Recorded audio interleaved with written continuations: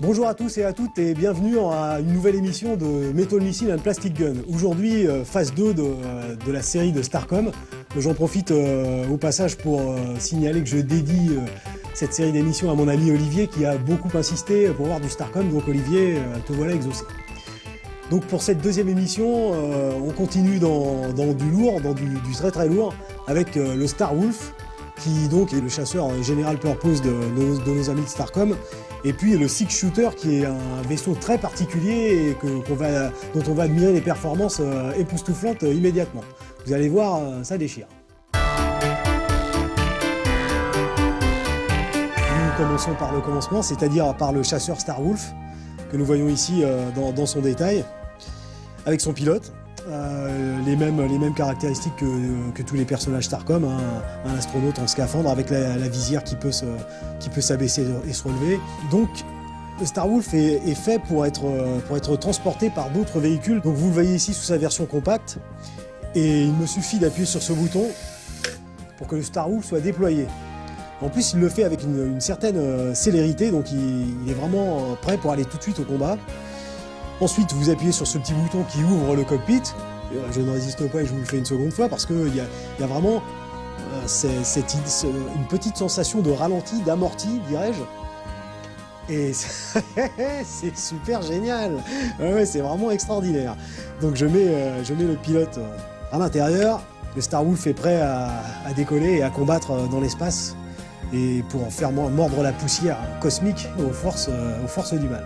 C'était le premier vaisseau. Maintenant nous allons passer au Six Shooter. Voici l'objet.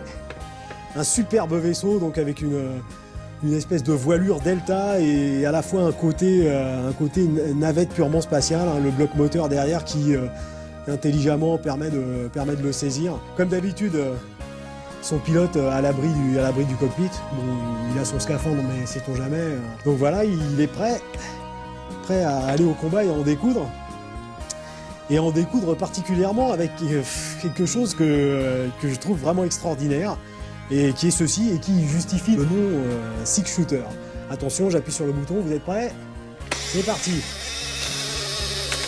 Et voilà, et sous nos yeux ébahis, nous avons pu constater que le fuselage du Six Shooter se modifie pour laisser apparaître et libérer une batterie de 6 canons laser qui m'ont l'air bien redoutables, et est prêt à canarder l'ennemi de manière à en faire une écumoire spatiale.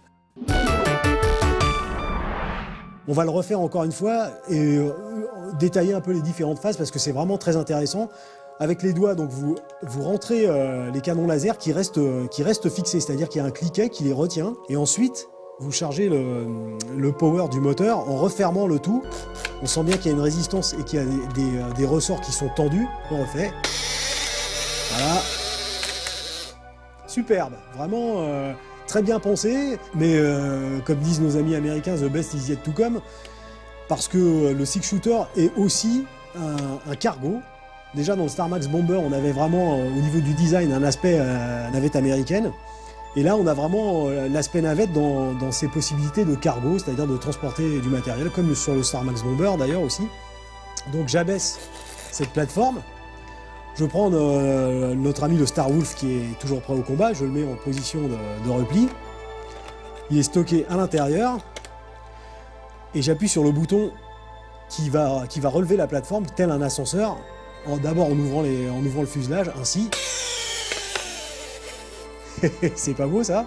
Alors on peut corser encore la démonstration en faisant ceci, c'est-à-dire en appuyant sur le bouton de déclenchement du Power Deploy du Star Wolf.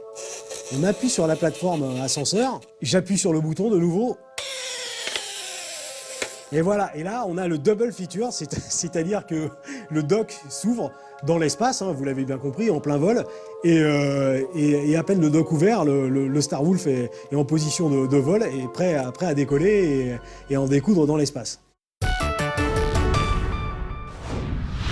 Alors évidemment, une autre caractéristique des jouets Starcom qui fait que ce sont vraiment des jouets très, très intéressants qu'il faut remarquer, c'est que l'interactivité se présente entre tous les véhicules, puisque la plupart voire même tous les petits véhicules sont prévus pour fonctionner avec tout le matériel Power Deploy des véhicules plus grands. Ce qui vous permet donc de prendre votre Star Wolf, de le plier et de le stocker à l'intérieur du Star Max Bomber comme vous le feriez, comme nous l'avons vu précédemment, du Laser Rat ou du Railgunner que nous verrons un peu plus tard. Bon, en l'occurrence, bien sûr, ce sera beaucoup plus difficile de faire le Star Wolf se déployer, mais c'est pas grave, il a eu quand même son petit effet en sortant du Six Shooter.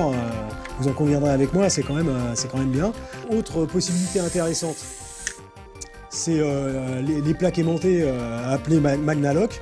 Donc vous pouvez transporter un Star Wolf à l'intérieur du dock, mais vous pouvez aussi en accrocher un en plein combat dans l'espace. Donc vous voyez une cohérence aussi dans la couleur, bon, le blanc spatial de la NASA, si j'ose dire, et puis dans les formes aussi. Du moins pour la Starwing. Nous verrons par la suite qu'il y a une autre cohérence, mais ça c'est une bonne surprise qu'on verra plus tard. Voilà, je pense que un nouveau plongeon dans la technicité que peuvent offrir certains jouets nous montre inéluctablement que les jouets sont quelque chose de beaucoup trop sérieux pour être confiés aux enfants.